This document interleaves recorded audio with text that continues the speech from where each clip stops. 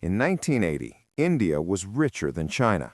The average Indian earned almost twice as much as the average Chinese. Both countries had more than 1 billion people. Both were ancient civilizations with nuclear capabilities. Both were emerging from decades of economic isolation. Then they made different choices. China chose manufacturing. India chose services. Over the next 45 years, China's GDP per capita rose almost 82 times. India's rose 21 times. Today, China is nearly 5 times richer per person than India. This is the story of two choices, and why the window to reverse them may be opening right now. Same billion people, different choices. This is what 45 years of compound divergence looks like. China in 1978 made one decision: open the economy to the world, build factories, sell things cheaply to everyone. India in 1991 made a partial version of the same decision: too late, too cautious, too incomplete. The gap between those two decisions is the gap between $13,800 per capita and $2,800 per capita. But something is changing right now. Apple is moving iPhone production from China to India. The world's factory is shifting. And the question this episode ends on is the most important in global economics. Has India's window opened, or has it already closed? Chapter 1, 1980. Who was richer? This is the fact that stops most people when they first hear it. In 1980, India had a higher GDP per capita than China. The average Indian earned approximately $582 per year. The average Chinese earned approximately $307. India was nearly twice as wealthy per person as China at the moment China began its economic transformation. The reasons are worth understanding because they matter to the story. India had inherited a more developed industrial base from the British colonial period: textile mills, railways, steel plants, an established legal system, and English-language universities that produced engineers and administrators. China had just emerged from the Cultural Revolution of 1966 to 1976, a decade of deliberate destruction of education, expertise, and economic institutions. Mao Zedong's campaigns had closed universities, sent intellectuals to labor camps, and dismantled the commercial structures that might have enabled economic growth. China in 1980 was genuinely impoverished, not just underdeveloped, but actively set back by its own government. And yet, within 4 years, by 1984, the two countries had reached the same GDP per capita. Within a decade, China was twice as rich. Within 20 years, 5 times as rich. The divergence that opened between 1980 and 2025, from parity to a 5-to-1 gap, is the fastest and largest peacetime income divergence between two comparably sized economies in recorded economic history. Before I explain how China did it, I want you to hold this question. If you were the leader of a country with 1,000,000,004 people, a closed economy, and no head start, what is the one thing you would do first?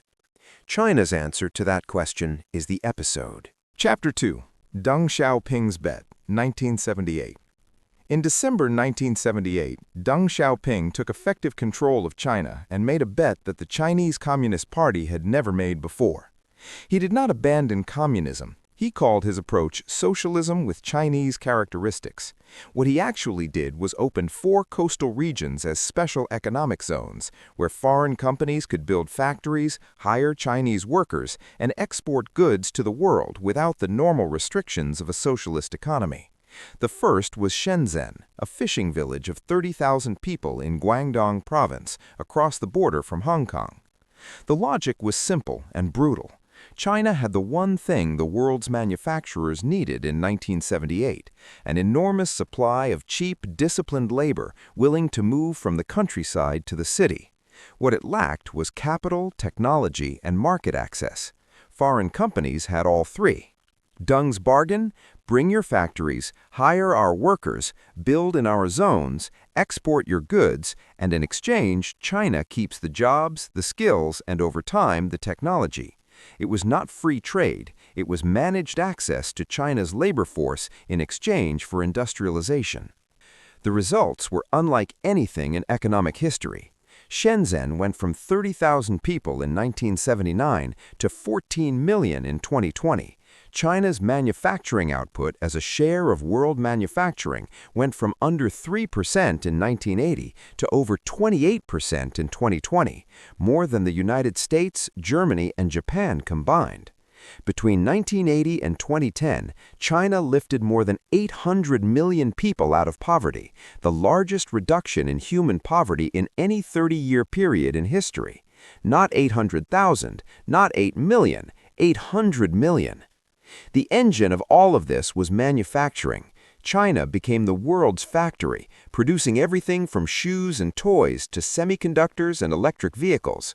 The factory jobs paid more than farming, pulled workers from rural to urban areas, built skills, and generated the tax revenues that funded the infrastructure, roads, ports, high-speed rail, electricity, that made the next round of factories possible. It was a self-reinforcing cycle of industrialization, and it ran for 40 years. Chapter 3. The License Raj, Why India Chose Differently. India in 1980 made a different choice, or more precisely, India did not make a choice at all. It continued the system it had built after independence in 1947, the License Raj. To open a factory in India in 1980, you needed a license from the central government. To expand that factory, you needed another license. To import the machinery for the factory, you needed a third license. To hire more than a certain number of workers, you needed permission from the state government. To change what the factory produced, you needed to start the process again. The economist Jagdish Bhagwati estimated that a typical Indian industrial project in the 1970s required up to 80 separate government approvals before it could begin operating. The system was not designed as obstruction, it was designed as planning.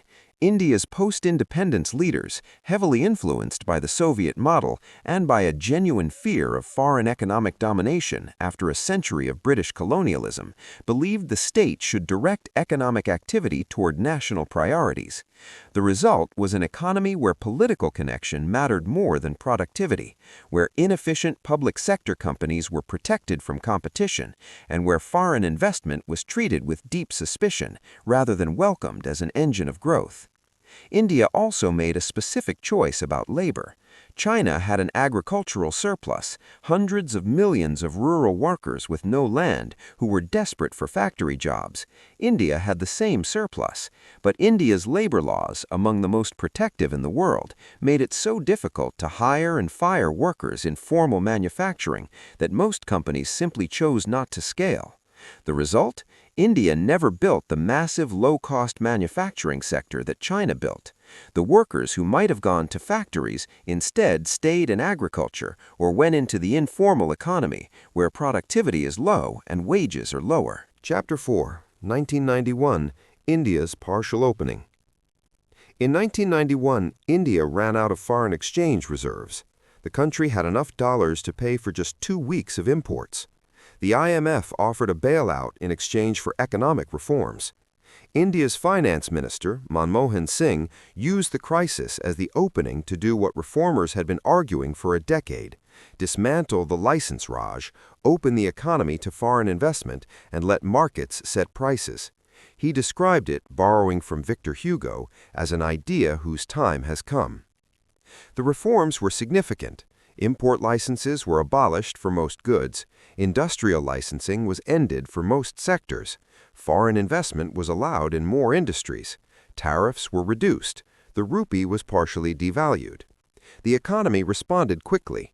GDP growth accelerated, foreign investment began to flow, and a new sector emerged that would define India's economic identity for the next 3 decades: information technology services. But the 1991 reforms were partial. Labor laws were not reformed, making it as difficult as ever to run a large formal manufacturing operation. Land acquisition remained complex and slow. Infrastructure, Electricity, roads, ports remained inadequate for large-scale manufacturing. The financial sector was dominated by public sector banks with limited appetite for lending to new industrial ventures.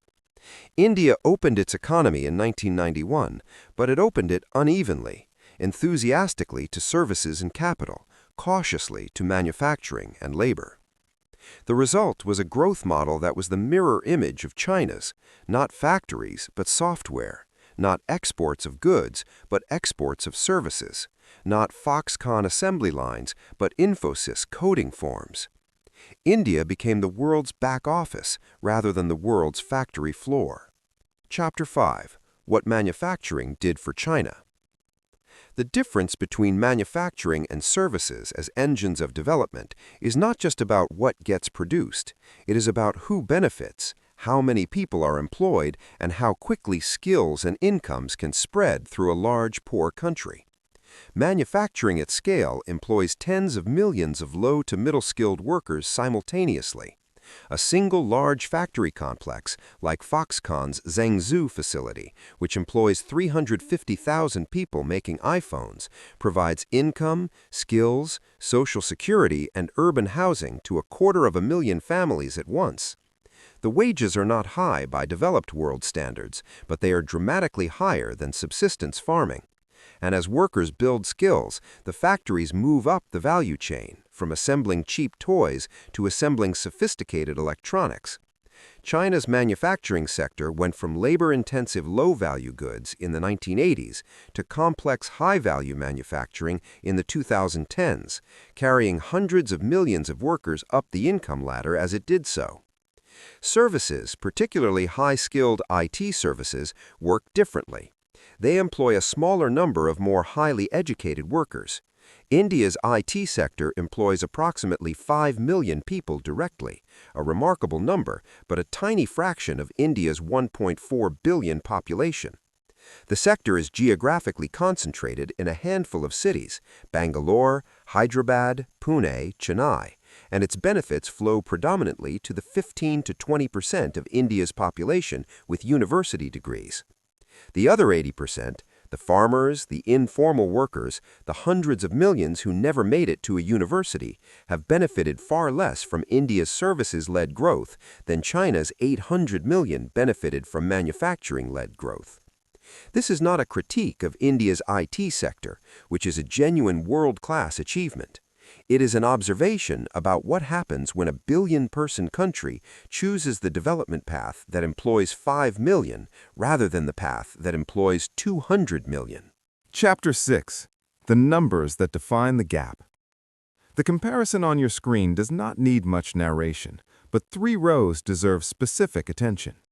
The first, manufacturing as a share of GDP.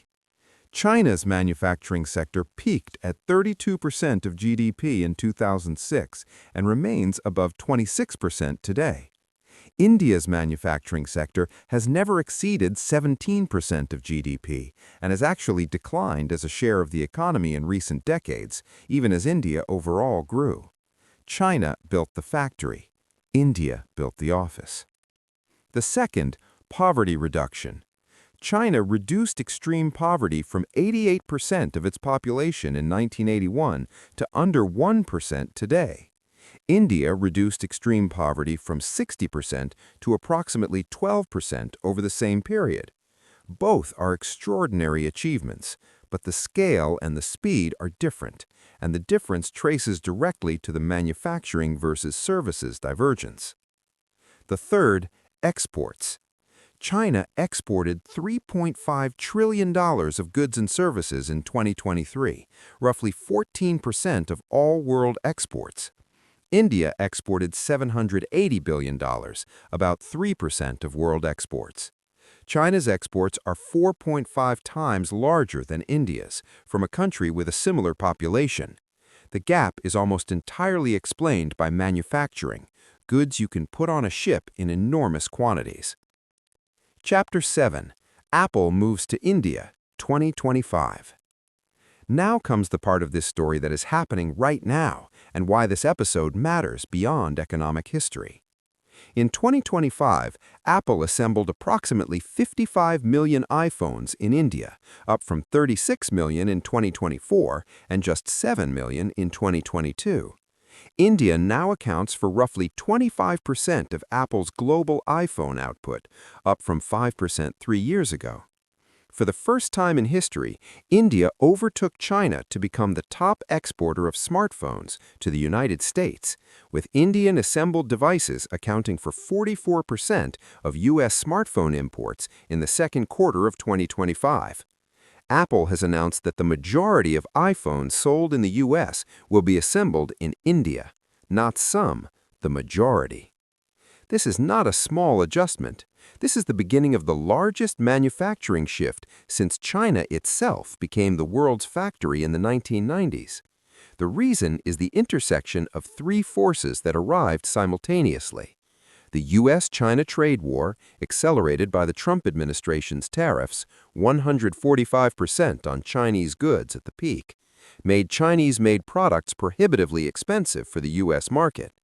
COVID-19 had already revealed the fragility of concentrating supply chains in one country, and India had a 1.4 billion population, a young workforce, and a government offering production-linked incentive payments to attract exactly the manufacturing that China was losing. The companies following Apple are significant. Samsung, already manufacturing in India, is expanding. Google is shifting Pixel phone production to India. Foxconn is investing $1.5 billion in new Indian facilities. The China Plus One strategy, every global manufacturer finding a second country to reduce China dependency, is routing billions of dollars of factory investment to India. But here is the question that this episode has been building toward. Chapter 8. Can India do what China did? China's manufacturing miracle required several things that India has in abundance: cheap labor, government commitment, and a large enough domestic market to anchor foreign investment. But it also required several things that India does not fully have: reliable infrastructure, flexible labor laws, a deep supply chain ecosystem, and, crucially, the political will to make manufacturing the national priority rather than one policy among many. The honest assessment of where India stands in 2026 is this: the opportunity is real, the momentum is real, but the constraints are also real. Indian factories still struggle with electricity reliability, logistics costs that are higher than China's, labor laws that make it difficult to run large formal factories, and a supply chain ecosystem that requires importing most components from China. Apple's India factories are assembling iPhones with screens, chips, cameras, and batteries that are still predominantly made in China. The final assembly has moved. The supply chain has not. The Brookings Institution estimates that if India grows at 3.5% per year faster than China, which is roughly what has happened in 2023 and 2024, when India grew at 7% and China at 5%, the two countries could reach income parity by 2044. That is a plausible scenario. It is not a guaranteed one. Vietnam is also competing for the factory work. Bangladesh is competing for garment manufacturing. Indonesia is competing for everything else. India's window is open. Whether it is wide enough and open long enough depends on decisions being made right now in New Delhi. Chapter 9. Two countries, two models, one question. China's model worked, beyond anyone's expectations. 800 million people lifted from poverty, the world's second-largest economy, manufacturing dominance that no country has matched in scale or speed. The cost? Environmental damage that will take generations to repair, a political system with no tolerance for dissent, and an economic model now under strain as wages rise and the West decouples. China's manufacturing advantage was built on cheap labor. Labor is no longer cheap. China's next challenge is moving up to high-value manufacturing, semiconductors, electric vehicles, aerospace, before the low-value manufacturing moves elsewhere. India's model produced different things: a world-class technology sector, the largest English-speaking professional class on Earth, a democracy that has held together across a country of extraordinary diversity, and left behind hundreds of millions of workers who never made it into the formal economy, whose children are still more likely to be malnourished than educated, whose productivity has not been touched by the Bangalore boom. India's challenge is whether it can now build the manufacturing base it skipped, not instead of services, but alongside them. The two models are converging from opposite directions. China is moving up, trying to build a services and innovation economy as its manufacturing base becomes more expensive. India is moving sideways, trying to build a manufacturing base while protecting the services economy it has. Both are attempting the transition that the other has already made. The most interesting economic experiment of the next 20 years is whether either of them succeeds.